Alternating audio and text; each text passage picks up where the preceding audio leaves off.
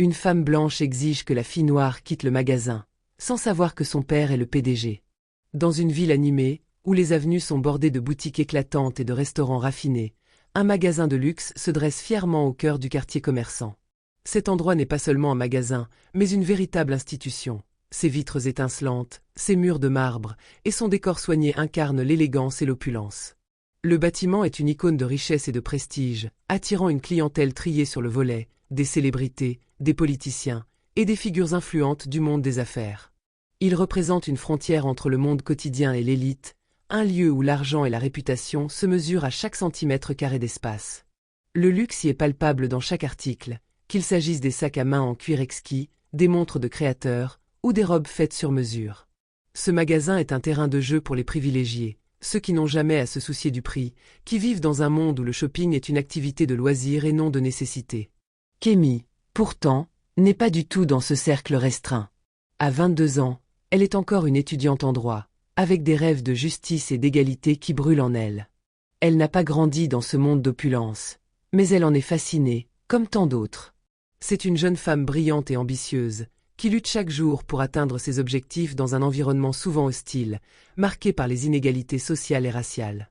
Elle a toujours rêvé d'un avenir où elle pourrait se tenir fièrement parmi ses élites, mais pour l'instant, elle se contente de rêver en regardant les vitrines de ce magasin. Ce jour-là, Kémy est venue dans ce temple du luxe avec une intention simple mais significative. Elle cherche un cadeau pour son père.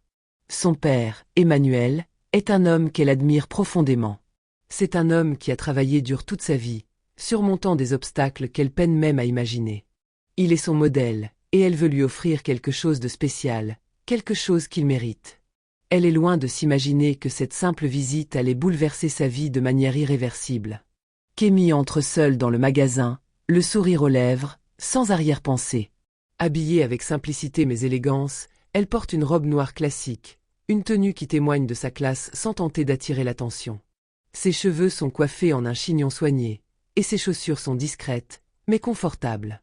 Elle n'a pas besoin de se parer de bijoux ou de vêtements de créateur pour se sentir bien dans sa peau. Elle s'efforce toujours d'être elle-même, même si elle sait que le monde autour d'elle attend parfois qu'elle se conforme à des standards qu'elle n'a jamais partagés. Elle erre entre les rayons, admirant des accessoires raffinés, des vêtements au goût du jour, des tissus luxueux qu'elle caresse doucement du bout des doigts. Son sourire naturel illumine son visage, et pour un instant, elle se sent bien. La simplicité de sa démarche contraste avec l'ostentation des autres clients, mais cela ne la dérange pas. Elle est en paix avec sa vision du monde. Cependant, une ombre de méfiance plane au-dessus d'elle, invisible au premier abord, mais omniprésente dans son environnement. Ce n'est pas la première fois qu'elle ressent ce regard. Elle ignore combien de fois on l'a jugée en fonction de sa couleur de peau, combien de fois elle a dû se prouver sa place dans un monde qui lui réservait si peu de place. Mais aujourd'hui, elle est là pour son père, et cela lui donne une force tranquille. Elle se dirige vers un comptoir où un employé est en train de lui expliquer les caractéristiques d'un sac à main qu'elle trouve particulièrement beau. Mais alors, elle remarque une présence dérangeante. Une femme blanche, probablement dans la cinquantaine, se tient dans l'allée voisine, son regard rivé sur Kémy. Ce regard n'est pas amical. C'est un regard de jugement, un regard qui la scrute de haut en bas, pesant chaque aspect de son apparence, de sa démarche, de son être. Cette femme, vêtue d'un tailleur chic couleur crème, avec des accessoires sophistiqués et une coupe de cheveux impeccablement coiffée, arbore un air de supériorité, une attitude qui semble dire « je suis au-dessus de tout ça ». Elle n'a pas l'air d'une simple cliente parmi tant d'autres. Elle incarne cette partie de la société qui croit pouvoir se permettre d'ignorer ou de dévaloriser ceux qui ne répondent pas à leurs critères de normalité. Sans crier gare, elle s'approche brusquement de Kémy. Il n'y a pas de salut, pas de sourire, juste un ordre froid, direct, comme si Kémy n'était qu'un meuble mal placé qu'on doit rapidement éloigner. La voix de la femme est glaciale, autoritaire. « Excusez-moi, mademoiselle, vous devez quitter le magasin, dit-elle d'un ton sec, ses mots tranchants comme des lames. Kémy se fige surprise. Un instant d'incompréhension totale l'envahit. Elle ne comprend pas, elle n'arrive même pas à saisir la situation. Pourquoi? Pour quelle raison? Elle n'a rien fait de mal. Son cœur commence à battre plus fort, mais elle fait de son mieux pour ne pas laisser la panique l'envahir. C'est l'un de ces moments où tout semble s'arrêter, où chaque geste, chaque mot, semble aussi lourd qu'une décision de vie ou de mort. Elle essaie de rassembler ses pensées, de comprendre ce qui est en train de se passer. « Pourquoi devrais-je quitter le magasin ?» demande-t-elle d'une voix calme, mais teintée d'incompréhension et de confusion. Elle cherche à comprendre, à déceler la logique de la situation, mais il n'y en a aucune. La femme la fixe de ses yeux froids et perçants, sans la moindre trace de compassion. La femme blanche, un rictus méprisant sur les lèvres, réplique rapidement d'une voix froide et autoritaire. « Parce que vous n'avez rien à faire ici. Ce n'est pas un endroit pour des gens comme vous. Je vous conseille de partir maintenant. » Ces mots sont tranchants, comme une lame acérée qui fend l'air. Elle ne se contente pas de l'ordonner. Elle lui donne l'impression d'être une intruse, un parasite qui ne mérite même pas de respirer l'air de ce lieu. Son attitude, empreinte d'une supériorité démesurée, semble renforcée par l'environnement dans lequel elle se trouve. Elle regarde Kémy comme si cette dernière était une ombre indésirable dans son royaume. Un silence lourd envahit instantanément l'espace autour d'elle. Ce silence semble se matérialiser, se poser sur Kémy comme une chape de plomb. Elle est prise de court, abasourdie par cette violence verbale qui déchire l'atmosphère. Elle n'a pas eu le temps de s'y préparer. Les mots de la femme résonnent en elle comme un coup brutal. Elle a toujours vécu avec des préjugés invisibles, des jugements à peine voilés, mais jamais elle n'avait été confrontée à une attaque aussi directe et aussi humiliante. C'est un choc. Sa respiration devient plus rapide, son esprit se brouille, mais elle fait de son mieux pour ne pas céder à la panique. Elle garde son calme avec difficulté, mais sa gorge se serre. Elle se dit qu'elle doit faire face à la situation avec dignité, qu'elle ne doit pas réagir impulsivement. Mais son cœur bat la chamade, comme un tambour qui annonce un combat qu'elle n'avait pas choisi. La femme, sans même attendre une réponse, fait un geste brusque de la main, comme si elle chassait une mouche ennuyeuse, un geste plein de dédain, une tentative de repousser Kémy hors de son champ de vision. Les regards des autres clients commencent à se tourner lentement vers elle, d'abord un par un, comme si une scène de théâtre se jouait, mais personne ne bouge. Personne ne parle. C'est comme si, dans ce monde d'argent et de privilèges, l'injustice faisait partie du décor. Kémy se rend compte qu'elle n'est pas simplement confrontée à une seule personne, mais à un système silencieux et tacite qui, à chaque instant, valide cette hiérarchie invisible où elle n'a pas sa place. Ce silence écrasant est lourd de sens. Ceux qui détiennent le pouvoir, qui possèdent l'argent et la réputation, ont cette capacité étrange à influer sur l'attitude des autres, à exercer une pression invisible qui garde les spectateurs à distance. Ils savent que leur statut confère une forme de protection, une sorte de bouclier contre toute forme de contestation. Kémy, pourtant, n'a pas l'intention de se laisser faire. Elle refuse de céder à la tentation de l'affrontement. Son regard se pose sur l'entourage silencieux, sur les visages inexpressifs des clients qui ne bougent pas d'un iota. Elle sent une profonde colère se réveiller en elle, une colère sourde mais brûlante, qui prend racine dans la honte qu'elle ressent. Elle se souvient de tous ces moments où elle a dû se taire, où elle a dû laisser passer les regards lourds, les sous-entendus racistes, parce qu'elle savait qu'elle n'avait pas les moyens de se battre. Mais ce jour-là, quelque chose est différent. Elle refuse d'être écrasée sous le poids de la soumission. Elle prend une profonde inspiration et se redresse. Son dos se redresse, sa posture devient plus fière, plus assurée. Elle garde son calme, mais son regard brille d'une détermination nouvelle. Elle ne veut pas créer de scène, ne veut pas se faire remarquer davantage, mais en elle, le feu commence à se nourrir. Elle s'incline légèrement, un geste presque trop poli, un sourire forcé qui ne touche pas ses yeux. « Excusez-moi, je vais partir », répond-elle d'une voix qui semble à la fois calme et décidée, comme si elle prenait le contrôle de la situation. Cependant, au moment où elle se tourne pour quitter le magasin, elle sent une boule d'acide se former dans son estomac. Un sentiment d'injustice qui la ronge lentement. Elle n'est pas juste en colère, elle est dégoûtée. Elle veut crier, faire entendre sa voix, mais elle sait que tout ça pourrait être interprété comme une scène de drame ou d'exagération, et que dans ce monde, elle perdrait. Le regard de la femme, toujours planté sur elle, la fait se sentir comme une étrangère, une personne indigne. L'humiliation est plus poignante que tout le reste, et Kémy, soudainement, réalise qu'elle ne peut pas laisser passer cela. Elle s'arrête juste avant d'atteindre la sortie. Un éclat de lucidité la traverse. Ce n'est pas simplement une question de dignité personnelle, ce n'est pas juste l'humiliation, mais un affrontement avec un système plus grand qu'elle. La colère qu'elle ressent se transforme en une résolution plus forte, plus radicale. Elle ne va pas simplement se laisser faire. Elle ne va pas faire comme si de rien n'était.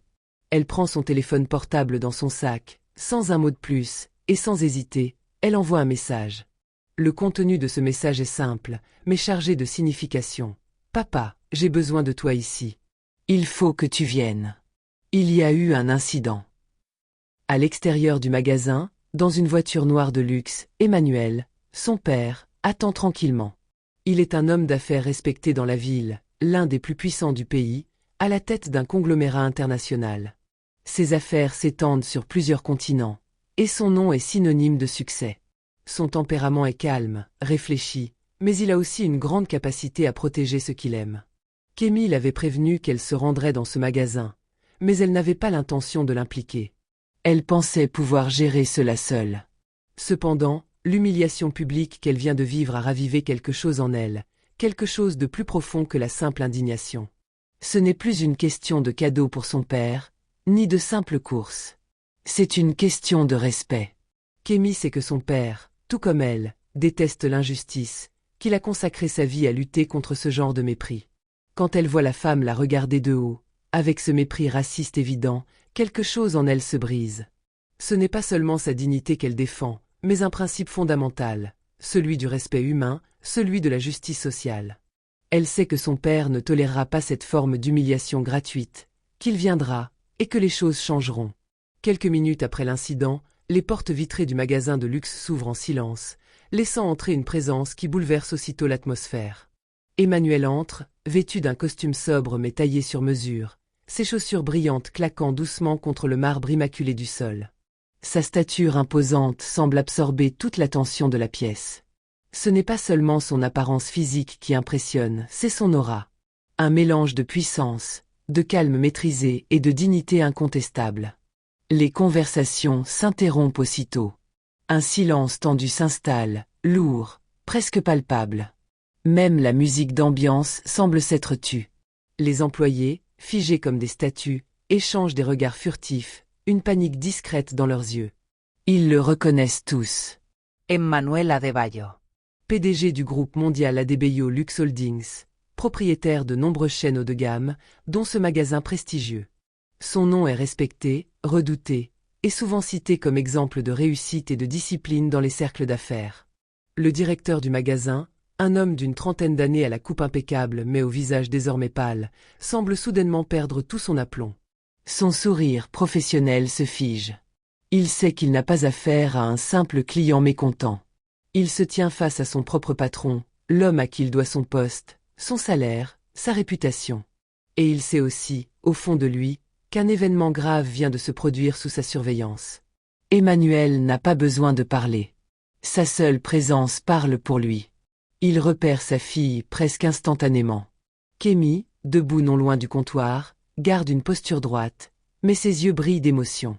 Elle se contient, par fierté, par force, mais son père voit tout. Il voit la blessure dans ses yeux, cette blessure que seule une humiliation publique peut causer.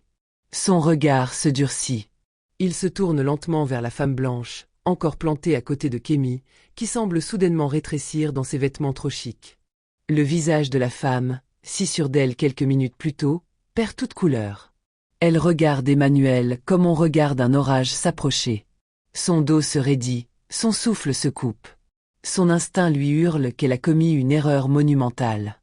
Et quand il s'approche, le regard droit et perçant, elle comprend qu'il n'est pas simplement un homme riche venu défendre sa fille. Il est le propriétaire des lieux. Il s'arrête devant elle, à 1 mètre à peine. Son regard ne vacille pas. Sa voix, quand elle s'élève enfin, est calme, mais tranchante comme une lame. « Vous avez osé traiter ma fille ainsi ?» demande-t-il, chaque mot pesé, chaque syllabe chargée de gravité.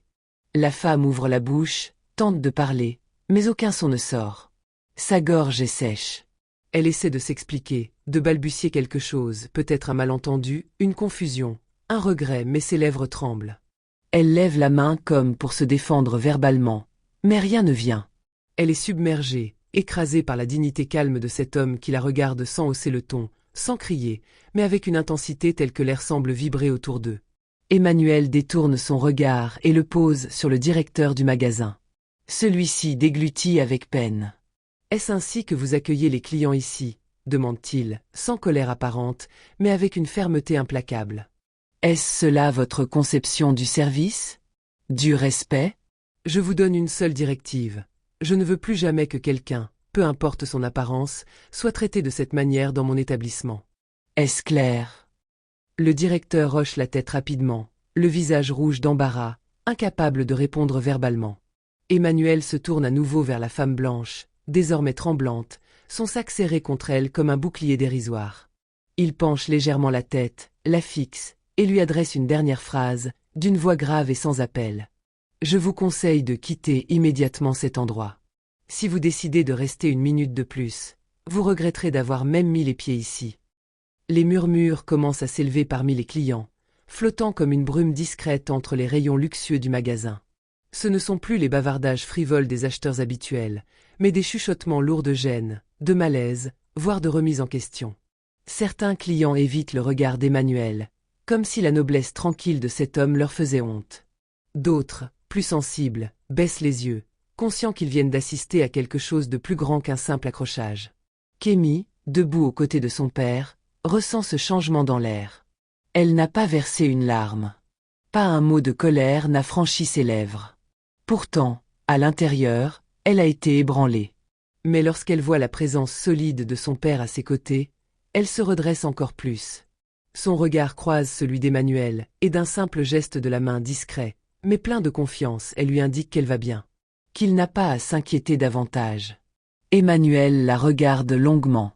Dans ses yeux, une fierté silencieuse, mais immense. Un sourire léger, presque imperceptible, vient adoucir les traits sévères de son visage. Il hoche la tête, ému par la maturité de sa fille. Il pose doucement une main sur son épaule, sa paume chaude et rassurante, comme un bouclier invisible posé sur elle. Tu as bien agi. Sa voix est basse, mais pleine de poids. Des mots simples, mais qui résonnent puissamment dans le cœur de Kémy. Pendant ce court échange, les clients commencent à quitter le magasin, les uns après les autres, comme s'ils fuyaient leur propre passivité, ou peut-être leur propre complicité. Certains jettent un dernier regard à la scène avant de disparaître, le cœur lourd. D'autres, silencieux, sortent avec la sensation d'avoir été témoins d'une leçon humaine bien plus précieuse que n'importe quel article de luxe. La femme blanche reste seule. Délaissée. Elle n'a plus rien de l'assurance qu'elle arborait plus tôt. Ses épaules sont tombées, son regard est fuyant. Elle tient son sac contre elle, non plus comme un accessoire de statut, mais comme une barrière contre le regard des autres, contre la honte qui la consume. Elle tente de fuir l'espace de vente sans croiser Dieu, mais son pas est lourd. Chaque mouvement trahit le poids de ce qu'elle vient de vivre. Le directeur du magasin, transpirant malgré la climatisation, s'approche enfin, le visage pâle, la voix nouée, prêt à bredouiller des excuses ou proposer des gestes commerciaux absurdes pour atténuer l'incident. Mais avant qu'il n'ouvre la bouche, Emmanuel tourne doucement la tête vers lui. Un simple regard. Silencieux, mais glaçant. Il n'a pas besoin de parler. Et le directeur s'arrête net, avalant ses mots comme s'ils étaient devenus acides. Il comprend qu'il est déjà trop tard pour les excuses. Ce regard signifie « c'est fini. Tu as laissé faire ». Quand enfin la femme blanche quitte le magasin, ses talons claquent faiblement contre le sol, un bruit creux, dérisoire. Elle passe devant les vitrines sans même les regarder, trop préoccupée par le sentiment écrasant d'avoir été mise à nu, non pas humiliée par la colère, mais par la droiture. Kémy observe son départ, puis se tourne vers son père. Dans ses yeux, une question silencieuse. Est-ce que tout cela va rester sans suite? Est-ce qu'elle, ou d'autres comme elle, comprendront? Emmanuel, sans qu'elle n'ait à parler, perçoit son inquiétude. Il la regarde longuement. Ses traits se détendent, et avec une douceur qu'il n'utilise que dans les moments les plus graves, il dit « Les gens peuvent être cruels, ma fille. Mais il est essentiel de garder sa dignité, peu importe ce qui arrive. Parfois, le silence fait plus mal que les mots. Et parfois, il enseigne plus que 1000 discours. » Kémy baisse légèrement les yeux, touchée. Ce n'est pas la première fois que son père lui transmet une leçon de vie, mais celle-ci résonne différemment. Elle vient d'un événement réel, vécu, brutal. Ce jour ne s'effacera pas. Tu as vu comment elle est partie, ajoute Emmanuel après un temps. Ce n'est pas moi qui l'ai humiliée. Elle s'est déshonorée toute seule. Et toi, tu es restée droite. Voilà où est le vrai pouvoir. Kémy inspire profondément, ses yeux brillants non de larmes, mais d'une lumière nouvelle. Ce jour marquera un tournant dans sa vie. Elle comprendra que son pouvoir ne réside pas seulement dans ses diplômes, son intelligence ou son statut social, mais dans sa capacité à rester droite, à incarner la justice par sa simple présence, à ne jamais répondre à la haine par la haine, mais par la vérité.